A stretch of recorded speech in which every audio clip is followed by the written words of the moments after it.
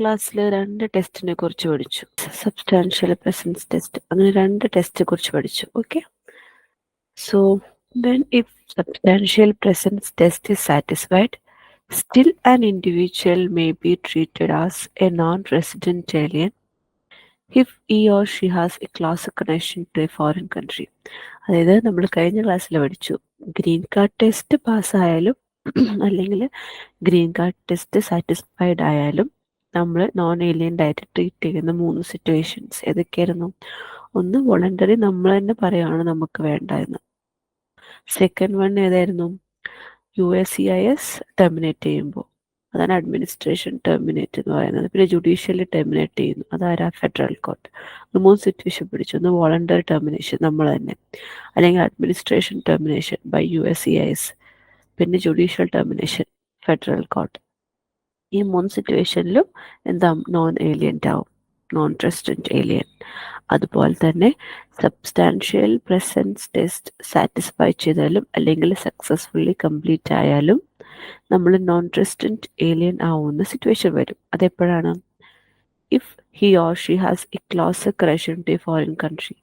ഏതെങ്കിലും ഒരു foreign കൺട്രിയിൽ closer connection ഉണ്ടെങ്കിൽ, അല്ലെങ്കിൽ US-നേക്കാളും കൂടുതൽ ക്ലോസർ കോണ്ടാക്ട് ഉണ്ടെങ്കിൽ നമ്മൾ നോൺ റെസിഡൻറ്റ് ഏലിയൻ ആയിട്ട് ട്രീറ്റ് ചെയ്യും.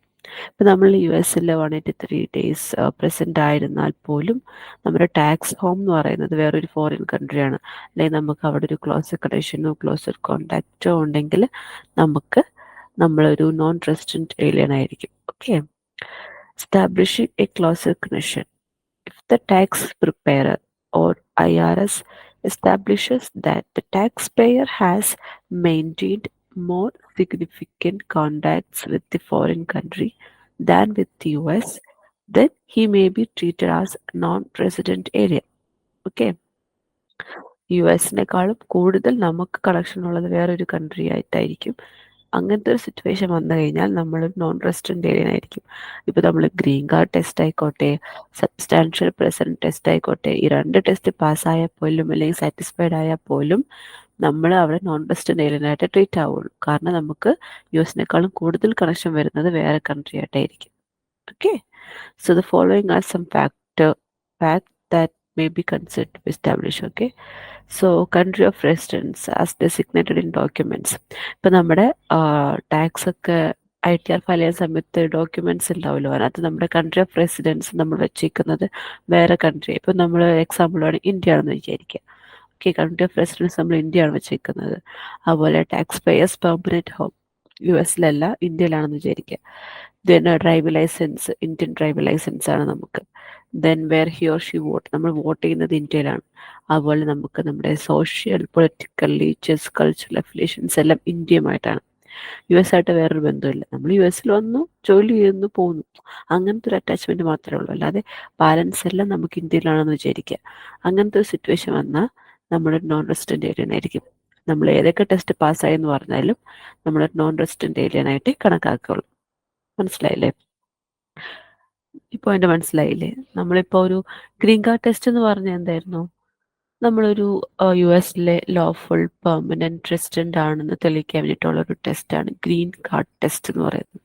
നമുക്ക് PR കിട്ടുന്നു. ആ PR കിട്ടുന്നതിനാണ് ഗ്രീൻ കാർഡ് ടെസ്റ്റ് എന്ന് പറയുന്നത്. PR തരുന്നത് ആരാണ്? USCIS. ഓക്കെ, ഇനി സബ്സ്റ്റാൻഷ്യൽ പ്രസൻസ് ടെസ്റ്റ് എന്തായിരുന്നു? 2 നമ്മൾ ഫിസിക്കലി US-ൽ പ്രസന്റ് ആണെന്ന് തെളിയിക്കുന്ന ടെസ്റ്റാണ് സബ്സ്റ്റാൻഷ്യൽ പ്രസൻസ് ടെസ്റ്റ്. അത് 2 കണ്ടീഷൻസ് ഉണ്ട്. എന്തൊക്കെയായിരുന്നു? ഒന്ന്, കറണ്ട് ഇയറിൽ 31 days അവൈലബിൾ ആയിരിക്കണം. 2, 3 ഇയർ കാൽക്കുലേറ്റ് ചെയ്യുമ്പോൾ ടോട്ടൽ എത്ര കിട്ടണം? 183. അതായത് കറണ്ട് ഇയറും പിന്നെ മുമ്പത്തെ 2 ഇയർ. കറണ്ട് ഇയറിൽ ഫുൾ ഡേയ്സും വേണം, മുന്നത്തെ ഇയറിൽ 1/3 വേണം, അതിന് മുന്നത്തെ ഇയറിൽ 1/6 വേണം. ഓക്കെ, ഇതൊക്കെ ഓർമ്മയുണ്ടല്ലോ അല്ലേ? ഞാൻ നെക്സ്റ്റ് വരുന്ന ക്വസ്റ്റ്യൻസ് ആൻസർ ചെയ്യാനുള്ളതാ. ഓക്കെ, അതാണ് ഞാനിപ്പോൾ പറഞ്ഞത്. ഇനി ഈ 2 ടെസ്റ്റ് പാസ്സായാലും നമ്മൾ നോൺ റെസിഡൻറ്റ് ഏലിയൻ ആവുന്ന സിറ്റുവേഷൻ എപ്പോഴാണ്? നോൺ റെസിഡൻറ്റ് ഏലിയൻ ആവുന്ന സിറ്റുവേഷൻ എപ്പോഴാണ്? നമുക്ക് വേറൊരു ഫോറിൻ കൺട്രിയായിട്ട് ക്ലോസർ കണക്ഷനോ ക്ലോസർ കോണ്ടാക്റ്റോ ഉണ്ടെങ്കിൽ നമ്മളവിടെ നോൺ റെസിഡൻറ്റ് ഏലിയൻ ആയിരിക്കും. നമ്മുടെ ഡ്രൈവിംഗ് ലൈസൻസ് വേറെ കൺട്രിയുടെ ആയിരിക്കാം, അതുപോലെ നമ്മൾ ഡോക്യുമെന്റ്സിലേക്ക് വെച്ചേക്കുന്ന കൺട്രി വേറെ ആയിരിക്കാം. ദെൻ നമുക്ക് സോഷ്യൽ പൊളിറ്റിക്കൽ ലീജിയൻ അഫിലിയേഷൻസ് വേറെ കൺട്രി ആയിട്ടായിരിക്കാം, നമ്മൾ വോട്ട് ചെയ്യുന്നത് വേറെ കൺട്രിയിലായിരിക്കാം. സിറ്റുവേഷൻസ് ഒക്കെ വന്നു കഴിഞ്ഞാൽ നമ്മൾ എന്തായിരിക്കും, ഒരു നോൺ ട്രസ്റ്റഡ് ഏലിയൻ ആയിരിക്കും. Okay. Devika was transferred to Dallas office KPMG from Bangalore in 2021. During 2023, she was given the permission to work from home and came back in May 2023. Her number of days of presence in US during these years were as follows. So 2021 ദേവികയ്ക്ക് US work ചെയ്യാനായിട്ട് ഒരു chance കിട്ടി. Okay. തിരിച്ചവള് 2023 ഇന്ത്യയിൽ വന്നത്. Came back in May 2023. Okay, അത് മനസ്സിലായില്ലേ? അപ്പോൾ അവള് 3 വർഷം നിന്നു. 2021, 2022, 2023, അങ്ങനെ 3 വർഷം US നിന്നു. ഓക്കെ. സോ 2021 ഫുൾ ഡേയ്സ് അവൾ നിന്നു, 365 ഡേയ്സ് നിന്നു. 2022 365 ഡേയ്സ് നിന്നു, 2 വർഷം ഫുൾ ഉണ്ടായി. പക്ഷെ 2023 150 ദിവസമേ ഉണ്ടായിരുന്നു. പിന്നെ അവൾ തിരിച്ചിങ്ങോട്ട് പോന്നു. She don't own a house in US but have a home in Bangalore. US വീടൊന്നുമില്ല, കാരണം ജോലിയുടെ ഇതിനു വേണ്ടി പോയതാണ്. അത് വെച്ച് തിരിച്ച് ബാംഗ്ലൂർക്ക് തന്നെ വന്നു. Her salary was paid by Indian office after deducting taxes. Salary കൊടുക്കുന്നത് US ഓഫീസിലല്ല, ഇന്ത്യൻ ഓഫീസാണ് സാലറി പേ ചെയ്യുന്നത്. സോ US ആയിട്ട് അവിടെ ഒരു കണക്ഷനും വരുന്നില്ല. ശ്രദ്ധിക്കുക, US ആയിട്ട് കണക്ഷൻ ഒന്നും വരുന്നില്ല. അവളുടെ റെസിഡൻസ് എന്ന് പറയുന്നത് ഇന്ത്യയാണ്, കാരണം സ്വന്തം വീടൊക്കെ ഇന്ത്യയിലാണ്. അവൾ സാലറി പേ ചെയ്തത് പോലും ഇന്ത്യൻ ഓഫീസാണ്. US ആയിട്ട് അവിടെ ഒരു കണക്ഷനും വരുന്നില്ല. So she had right to vote in India. അതുപോലെ തന്നെ ഇന്ത്യയിൽ വോട്ട് ചെയ്യാനാണ് നമുക്ക് അവകാശമുള്ളത്, റൈറ്റ് ഉള്ളത്. She never went to vote. പക്ഷെ അവൾ ഇതുവരെ വോട്ട് ചെയ്തിട്ടില്ല 2022 ശേഷം, കാരണം അവൾ US Her stay in US was mainly in connection with a series of investigations related to a few US clients. She being a forensic accountant. What's her residential status in 2023? എന്തായിരിക്കും residential status? അവൾക്ക് ഒരു US tax file ചെയ്യാൻ പറ്റുമോ, ITR file ചെയ്യാൻ പറ്റുമോ ഇല്ലയോ? ഇപ്പോൾ substantial presence test വെച്ച് നോക്കുകയാണെങ്കിൽ of course she will pass അല്ലേ, കാരണം 183 3 വർഷം കൂടി കൂട്ടുമ്പോൾ 183 ടോട്ടൽ 183 മതി. പക്ഷെ ഇത് 183 കൂടുതലുണ്ട്, കാരണം 2023 എത്രയുണ്ട്, 150 ഉണ്ട്. 2022 365, ദാറ്റ് മീൻസ് 365 ഇൻറ്റു 1/3. അതുപോലെ 2021 നോക്കുമ്പോൾ അറിയാം 365, അതേ ഇൻറ്റു 1/6 കാൽക്കുലേറ്റ് ചെയ്യുമ്പോൾ ഓഫ് കോഴ്സ് 183 കൂടുതലായിരിക്കും.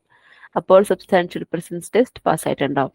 സോ ഇതിൻ്റെ ആൻസർ എന്ന് പറഞ്ഞാൽ എന്തായിരിക്കും, അവരുടെ residential status, whether she'll pass the green card or a substantial test or will not. എന്തായിരിക്കും? അവർക്ക് ITR ഫയൽ ചെയ്യാൻ പറ്റുമോ ഇല്ലയോ? ദേവികക്ക് ITR ഫയൽ ചെയ്യാൻ പറ്റുമോ ഇല്ലയോ? Yes, good. ഇന്ത്യ ആയിട്ടാണ് കൂടുതൽ ക്ലോസ് കണക്ഷൻ ഉള്ളത് അല്ലേ, കാരണം അവർക്ക് US സ്വന്തം വീടില്ല, അവിടെ വോട്ട് അവകാശമില്ല, അവിടുത്തെ ഓഫീസല്ല സാലറി പേ ചെയ്യുന്നത് എല്ലാം ഇന്ത്യ ആയിട്ടാണ്. സോ കൂടുതൽ കണക്ഷൻ ഇന്ത്യ ആയിട്ടാണ്. അതുകൊണ്ട് ദേവിക്ക് ഒരിക്കലും US ITR ഫയൽ ചെയ്യാൻ പറ്റില്ല, even though substantial persons test പാസ്സായിരുന്നാൽ പോലും. ഓക്കെ, അത് മനസ്സിലായില്ലേ? ആ ഒരു എക്സാമ്പിളും ആ ഒരു ടെസ്റ്റും ക്ലിയർ ആയിട്ട് മനസ്സിലായില്ലേ? കണ്ട, അതാണ് അവളപ്പോൾ ടോട്ടൽ 333 ഡേയ്സ് US ഉണ്ടായിരുന്നു. സോ അവൾക്ക് എന്തുകൊണ്ടാലും ആ ഒരു സബ്സ്റ്റാൻഷ്യൽ പ്രസൻസ് ടെസ്റ്റ് പാസ്സാവാം. പക്ഷേ but still owing to her closer connection with India, she may be considered as a non-resident alien. കൂടുതൽ കണക്ഷൻ ഇന്ത്യ ആയിട്ടാണ്, അതുകൊണ്ട് നോൺ റെസിഡന്റ് ഏലിയൻ ആയി. ഇപ്പം നമ്മൾ എക്സാമിന് പോകുമ്പോൾ ഒരു ക്വസ്റ്റ്യൻ തരുമ്പോൾ നമ്മൾ കാൽക്കുലേറ്റ് ചെയ്യുമ്പോൾ മോർ ദാൻ 183 ഡേയ്സ് ഉണ്ട്, ഉടനടി നമ്മൾ എഴുതി വെക്കും, ഓക്കെ 183 ഡേയ്സ് ഉണ്ടല്ലോ, അപ്പം എന്തായാലും substantial persons test പാസ്സാവും, resident alien ആവുമല്ലോ. അങ്ങനെ ചെയ്യരുത്, ക്വസ്റ്റ്യൻ ശ്രദ്ധിച്ച് വായിച്ച് നോക്കുക. കൂടുതൽ കണക്ഷൻ അല്ലെങ്കിൽ കൂടുതൽ അറ്റാച്ച്മെന്റ് ഏത് കൺട്രി ആയിട്ടാണ് നോക്കുക, US ആയിട്ടാണ്. US ഇപ്പോൾ സ്വന്തം വീടുണ്ട്, വോട്ടിംഗ് റൈറ്റ് ഉണ്ട്, ഡ്രൈവിംഗ് ലൈസൻസ് ഉണ്ട്, US ഓഫീസാണ് അവർക്ക് സാലറി പേ ചെയ്യുന്നതെങ്കിൽ ഓഫ് കോഴ്സ് നമുക്ക് US ITR ഫയൽ ചെയ്യാൻ പറ്റും, ഈവൻ ദോ ആ ടെസ്റ്റ് പാസ്സായാൽ പോലും. പക്ഷെ ഇപ്പം അതൊന്നുമില്ല, ആ ടെസ്റ്റൊക്കെ പാസ്സായി എന്ന് പറഞ്ഞ് പക്ഷെ അവർക്ക് കൂടുതൽ കണക്ഷൻ ഇന്ത്യ ആയിട്ടാണ്. സ്വന്തമായി വീട്, voting right, driving licence, cultural social political affiliations എല്ലാം വേറൊരു കൺട്രി അല്ലെങ്കിൽ ഇന്ത്യ ആയിട്ടാണെങ്കിൽ ഒരിക്കലും US ITR ഫയൽ ചെയ്യാൻ പറ്റില്ല, കാരണം അവളൊരു നോൺ റെസിഡന്റ് ഏലിയൻ ആണ് സ്റ്റിൽ. ഓക്കെ, അതാണ് പറഞ്ഞത്. ഇനി നെക്സ്റ്റ് വരുന്നത് നെക്സ്റ്റ് എക്സാമ്പിൾ ആണ്. Denise worked for 3 months in Russia and earned foreign income. Denise is a US citizen and, except for 3 months spent in Russia, resides in Mobile, Alabama. Nice did not receive either a Form W-2 or a Form 1099 for her earnings while in Russia. Which of the following statement is correct? അതായത് ഡിനേഷ് എന്ന് പറഞ്ഞ US citizen ആണ്. Okay, പുള്ളിക്കാരൻ 3 മാസം റഷ്യയിൽ work ചെയ്തു, അവിടെ നിന്ന് ഫോറിൻ ഇൻകം ഏൺ ചെയ്തു. ഓക്കെ, ശ്രദ്ധിക്കുക, US ഡിനൈസ് എന്ന് പറയുന്ന ഒരു US സിറ്റിസൺ ആണ്. പുള്ളി 3 മാസം അവിടെ റഷ്യയിലുണ്ടായിരുന്നു, അവിടെ ജോലിക്ക് വേണ്ടി പോയി, അവിടെ നിന്ന് ഫോറിൻ ഇൻകം ഏൺ ചെയ്തു. എന്നിട്ട് he did not receive either Form W-2 or Form 1099. അതായത് W-2 എന്ന് പറയുന്നത് ഇൻഡിവിജ്വലിന്റെ കേസിൽ വരുമ്പോൾ സാലറീസ്, വേജസ് എല്ലാം റെക്കോർഡ് ചെയ്യാൻ യൂസ് ചെയ്യുന്ന ഫോമാണ് Form W-2. ഇനി ബിസിനസിന്റെ കേസിലോട്ട് വരുമ്പോൾ ഈ സാലറീസ്, അതുപോലെ പ്രോഫിറ്റ്, അതൊക്കെ റെക്കോർഡ് ചെയ്യാൻ വേണ്ടി യൂസ് ചെയ്യുന്നതാണ് Form 1099. ഓക്കെ, ഇൻഡിവിജ്വൽ കേസസിൽ സാലറി റെക്കോർഡ് ചെയ്യുന്നത് Form W-2, ബിസിനസ് കേസിൽ അത് Form 1099. ഓക്കെ, ശ്രദ്ധിക്കാം. So which of the following statement is correct? ഈ സ്റ്റേറ്റ്മെന്റിൽ ഏതായിരിക്കും കറക്റ്റ്? ഞാൻ മുന്നത്തെ ക്ലാസ്സിൽ പറഞ്ഞിട്ടുണ്ട്, ഒരു US സിറ്റിസൺ ഫോറിൻ കൺട്രിയിൽ പോയി ഇൻകം ഏൺ ചെയ്താൽ അത് റെക്കോർഡ് ചെയ്യണമോ വേണ്ടയോ എന്നുള്ള കാര്യം. അറ്റ്ലീസ്റ്റ് ഇപ്പോൾ 2 മാസം ആയിക്കോട്ടെ, 1 മാസം ആയിക്കോട്ടെ, എത്ര മാസമായിരുന്നാൽ പോലും നമ്മളൊരു ഫോറിൻ കൺട്രിയിൽ പോയി ഇൻകം ഏൺ ചെയ്തിട്ടുണ്ടെങ്കിൽ നമ്മളത് റെക്കോർഡ് ചെയ്യണമോ വേണ്ടയോ? ഈ 4 പോയിന്റ്സിൽ ഏതായിരിക്കും correct point? Okay, correct point ഒന്ന് പറഞ്ഞ്, ABCD ഇതിൽ ഏതായിരിക്കും കറക്റ്റ്? എ ആണ് ഉത്തരം. Nice must report all of the income she earned in Russia even though she did not receive any tax reporting forms. ഈ ടാക്സ് റിപ്പോർട്ടിംഗ് ഫോംസ് ഉദ്ദേശിക്കുന്നത് Form W-2, Form 1099 ആണ് കേട്ടോ. ഈ ടാക്സ് റിപ്പോർട്ടിംഗ് ഫോംസ് കിട്ടിയില്ലെങ്കിൽ പോലും എന്ത് ചെയ്യണം? നമുക്ക് കിട്ടുന്ന ഫോറിൻ ഇൻകം നമ്മൾ റെക്കോർഡ് ചെയ്യണം. Okay, got the point.